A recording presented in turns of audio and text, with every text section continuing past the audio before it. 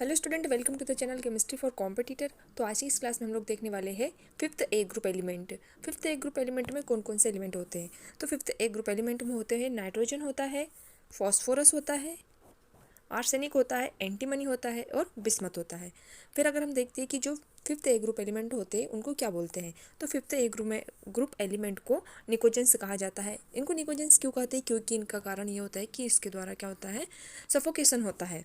फिर अगर बात करते हैं इनके हम कि इनका अबंडेंस परसेंटेज क्या होता है। अगर अर्थ क्रस्ट में देखते हैं तो सबसे ज़्यादा मोर अबंडेंट एलिमेंट होता है वो होता है फॉस्फोरस होता है, देन नाइट्रोजन, उसके बाद आता है आर्सेनिक, एंटीमनी और सबसे कम जो होता है वो है bismuth.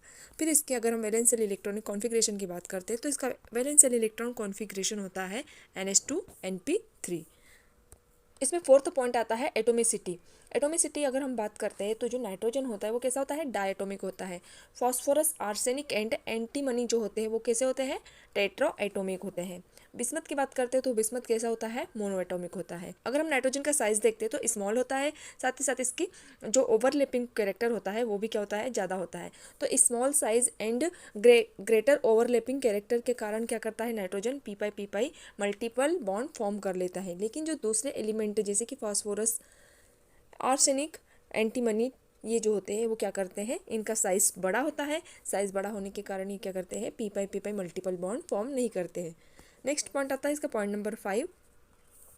In P4 molecule all the 4 atom lie at the corner of tetrahedron. अगर हम P4 का स्ट्रक्चर देखते हैं तो इसका स्ट्रक्चर टेट्राहाइड्रॉन होता है और इस टेट्राहाइड्रॉन में जो फॉस्फोरस एटम होते हैं वो कहाँ पर प्रेजेंट होते हैं, चारों कॉर्नर पर प्रेजेंट होते हैं। अगर हम इसका PP phosphorus phosphorus bond angle देखते हैं तो वो कितना होता है, 60 डिग्री का होता है। इसमें अगर हम फॉस्फोरस की ऑक्सीडेशन स्टेट देखते हैं तो वो कितनी होती है, 0 होती है। और इसकी कोवेलेंसी देखेंगे तो कोवेलेंसी होती है 3। 6 पॉइंट आता है most abundant gas in the earth atmosphere is nitrogen. अगर हम अपने अर्थ एटमॉस्फेयर में देखते हैं कि सबसे ज़्यादा मोस्ट अबंडेंट गैस कौन सी होती है तो वो होती है नाइट्रोजन। अगर हम इसका परसेंटेज देखते हैं तो मास इसका होता है 78% होता है, और अगर इसकी एयर में वॉल्यूम देखेंगे तो होता है 80% होता है। अगर हम नाइट्रोजन का कंबाइन स्टेट में देखते हैं तो नाइट्रोजन हमें 2 फॉर्म में मिलता है। एक तो होता है पोटेशियम नाइट्राइट, सेकंड होता है सोडियम नाइट्राइट। पोटेशियम नाइट्राइट को इंडियन पीटर सॉल्ट कहते हैं और जो सोडियम नाइट्राइट होता है उसको चिले सॉल्ट पीटर कहते हैं। नेक्स्ट पॉइंट आता है phosphorus is the 11th most abundant element in the earth crust. अगर हम फॉस्फोरस को देखते हैं तो अर्थ क्रस्ट में उसका 11th नंबर पे पोजीशन है, जो कि मोस्ट अबंडेंट एलिमेंट होता है। लेकिन अगर हम फिफ्थ ए ग्रुप में देखते हैं तो फिफ्थ ए ग्रुप में ये सबसे ज़्यादा अबंडेंट एलिमेंट होता है।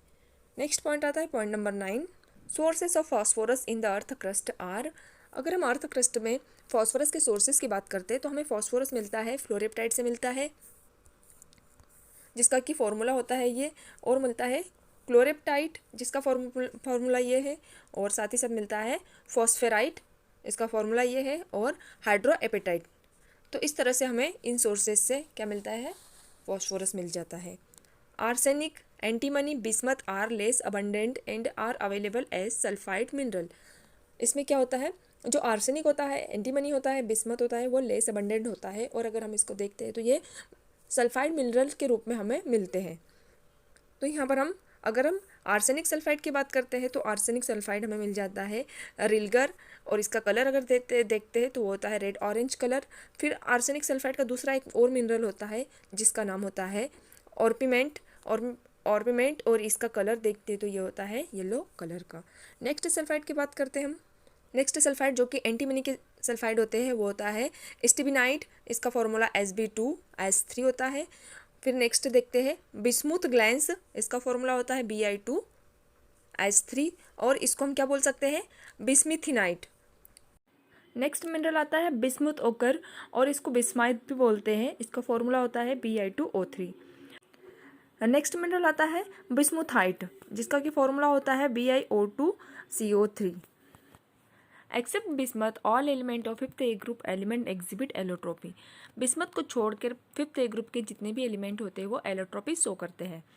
Next point, nitrogen has 2 allotropes in the solid state. Nitrogen के सॉलिड स्टेट में 2 एलोट्रोप होते हैं, एक होता है अल्फा नाइट्रोजन, दूसरा होता है beta nitrogen. Allotropes of phosphorus, phosphorus के एलोट्रोप। फॉस्फोरस के एलोट्रोप 5 टाइप के होते हैं। फर्स्ट होता है येलो और वाइट फॉस्फोरस, सेकंड होता है रेड फॉस्फोरस, थर्ड होता है स्कारलेट फॉस्फोरस, एंड 4 होता है alpha black phosphorus and beta black phosphorus. Fifth होता है violet phosphorus. White phosphorus is more reactive due to high bond angle strain at 60 angle. जो white phosphorus होता है वो कैसा होता है, मोर रिएक्टिव फॉस्फोरस होता है। इसका कारण ये है कि जो 60 एंगल पर बॉन्ड एंगल स्ट्रेन होता है वो ज़्यादा होता है, इसी कारण से वाइट फॉस्फोरस क्या होता है, मोर रिएक्टिव होता है। White phosphorus molecule has a regular tetrahedral structure having one phosphorus atom at each vertex of the tetrahedron. It has 6 pp bond. और अगर हम वाइट फॉस्फोरस के स्ट्रक्चर की बात करते हैं तो इसका स्ट्रक्चर रेगुलर टेट्राहेड्रल होता है और टेट्राहेड्रन के प्रत्येक वर्टेक्स पर एक फॉस्फोरस एटम प्रेजेंट होता है। फिर अगर हम देखते हैं कि इसमें जो बॉन्ड होते हैं फॉस्फोरस फॉस्फोरस बॉन्ड, तो इसमें 6 फॉस्फोरस फॉस्फोरस बॉन्ड पाए जाते हैं। फिर उसके आगे आता है नेक्स्ट पॉइंट नंबर 13। फिर देखते हैं एलोट्रोप्स ऑफ आर्सेनिक। आर्सेनिक के कौन कौन से एलोट्रोप होते हैं, तो यहाँ पर हम देखते हैं तो आर्सेनिक का एलोट्रोप फर्स्ट होता है मेटेलिक होता है या ग्रे होता है, नॉन मेटेलिक होते हैं जो कि येलो होते हैं, ब्लैक कलर के होते हैं। तो 3 तरह के एलोट्रोप होते हैं आर्सेनिक के। फिर देखते हैं एंटीमनी के एलोट्रोप, तो ये होते हैं क्रिस्टलाइन होते हैं, मेटेलिक होते हैं और कॉमन। सेकेंड आता है कि नॉन मेटेलिक भी हो सकते हैं, येलो कलर के होते हैं और अल्फा एंटी मनी होते हैं। थर्ड होता है explosive antimony. Point number 15 आता है metallic character of the elements increase as the atomic number increase. जैसे जैसे एटॉमिक नंबर इंक्रीज होता जाता है एलिमेंट का मेटेलिक कैरेक्टर भी इंक्रीज होता जाता है। नाइट्रोजन एंड फॉस्फोरस कैसे होते हैं, नॉन मेटल होते हैं। आर्सेनिक एंड जो एंटीमनी होते हैं वो मेटेलॉइड होते हैं। बिस्मथ जो होता है क्या होता है, एकदम ट्रू मेटल होता है। नेक्स्ट पॉइंट आता है point number 16, electronegativity decreases from nitrogen to bismuth. अगर हम इलेक्ट्रोनिगेटिविटी देखते हैं तो नाइट्रोजन से बिस्मथ की तरफ उसकी इलेक्ट्रोनिगेटिविटी क्या होती है, कम होती है। लेकिन आर्सेनिक एंड बिस्मथ की इलेक्ट्रोनिगेटिविटी कैसी होती है, सेम होती है। नेक्स्ट पॉइंट आता है point number 17। Next point, the common oxidation state of this element are -3 +3 and +5। अगर हम फिफ्थ ए ग्रुप एलिमेंट की बात करते हैं तो इसमें इनकी ऑक्सीडेशन स्टेट क्या होती है, -3 होती है, +3 होती है, साथ ही साथ +5 होती है। फिफ्थ ए ग्रुप एलिमेंट में जो नाइट्रोजन होता है वो नाइट्रोजन बहुत अधिक ऑक्सीडेशन स्टेट रखता है। अलग अलग इसके कंपाउंड के साथ इसकी ऑक्सीडेशन स्टेट अलग अलग होती है। फॉर एग्जांपल हम यहाँ पर देखते हैं अमोनिया। अमोनिया में नाइट्रोजन की ऑक्सीडेशन स्टेट क्या है, -3 है। फिर देखते हैं यूरिया। यूरिया में नाइट्रोजन की ऑक्सीडेशन स्टेट -2 है। फिर NH2OH अमोनियम हाइड्रोक्साइड में इसके अगर हम ऑक्सीडेशन स्टेट देखते हैं तो नाइट्रोजन की ऑक्सीडेशन स्टेट यहाँ पर -1 है। फिर देखते हैं N3H में इसकी ऑक्सीडेशन स्टेट -1/3 है। डायटोमिक नाइट्रोजन में इसकी ऑक्सीडेशन स्टेट क्या हो गई, 0 हो गई। फिर N2O में इसकी ऑक्सीडेशन स्टेट क्या है, +1। NO में +2 है। HNO2 में +3 है और NO2 में है इसकी +4 ऑक्सीडेशन स्टेट। साथ ही साथ अगर हम इसकी HNO3 मतलब नाइट्रिक एसिड में इसकी नाइट्रोजन की ऑक्सीडेशन स्टेट देखते हैं तो ये क्या हो गई, +5 हो गई है। इस तरह से अलग अलग कंपाउंड के साथ नाइट्रोजन की ऑक्सीडेशन स्टेट अलग अलग होती है। नेक्स्ट पॉइंट आता है point number 19, the exhibition of -3 oxidation state decrease from nitrogen to bismuth due to decreasing non-metallic character and electronegativity। Nitrogen से अगर हम बिस्मथ की तरफ जाते हैं तो इसका नॉन मेटेलिक कैरेक्टर क्या होता है, डिक्रीज होने लगता है। मतलब नाइट्रोजन क्या होता है, नॉन मेटल होता है, बिस्मथ होता है, मेटल होता है। तो नाइट्रोजन से बिस्मथ की तरफ जैसे जैसे जाएंगे इसका नॉन मेटेलिक कैरेक्टर डिक्रीज होता है और साथ ही साथ इसकी इलेक्ट्रोनेगेटिविटी भी डिक्रीज होने लगती है। तो नॉन मेटेलिक कैरेक्टर एवं इलेक्ट्रोनेगेटिविटी डिक्रीज होने के कारण क्या होता है, नाइट्रोजन से बिस्मथ की तरफ जो -3 ऑक्सीडेशन स्टेट होती है वो भी डिक्रीज होने लगती है। तो नेक्स्ट पॉइंट आता है point number 20, the tendency of exhibiting +5 oxidation state decrease from nitrogen to bismuth due to inner pair effect। अगर हम +5 ऑक्सीडेशन स्टेट देखते हैं तो नाइट्रोजन से बिस्मथ की तरफ क्या होती है, डिक्रीज होती है। इसका कारण क्या है, inner pair effect.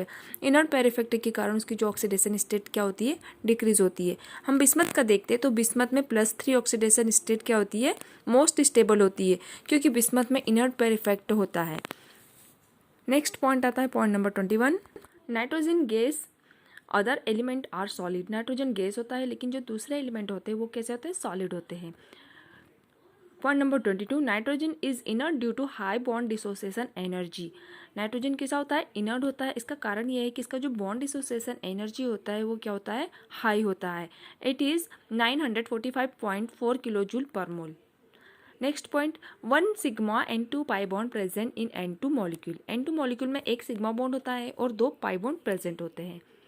Point number 24, catenation power in decreases from nitrogen to arsenic with decreasing bond energy from nitrogen to arsenic. अगर हम नाइट्रोजन से आर्सेनिक की तरफ देखते हैं तो इसका कैटेनेशन पावर क्या होता है, डिक्रीज होता है। साथ ही साथ नाइट्रोजन से आर्सेनिक की तरफ उसकी बॉन्ड एनर्जी भी डिक्रीज होती है। नेक्स्ट पॉइंट आता है point number 25, highest catenation of nitrogen is in azide. अगर हम नाइट्रोजन का कैटेनेशन पावर देखते हैं तो सबसे ज़्यादा हाईएस्ट कैटेनेशन किस में होता है, अजाइड में होता है। Tetrazenes having organic substituent give chain longer than 2 tetrazene. अगर हम टेट्राजीन में देखते हैं तो टेट्राजीन में ऑर्गेनिक सब्सटेंट होने के कारण क्या होता है कि 2 टेट्राजीन से अधिक लंबी चेन देता है। Phosphines with more than 2 phosphine atom are identified P4H6। तो ये हो गए कुछ पॉइंट। नेक्स्ट क्लास में हम लोग देखेंगे हाइड्राइड्स। हाइड्राइड्स क्या होते हैं।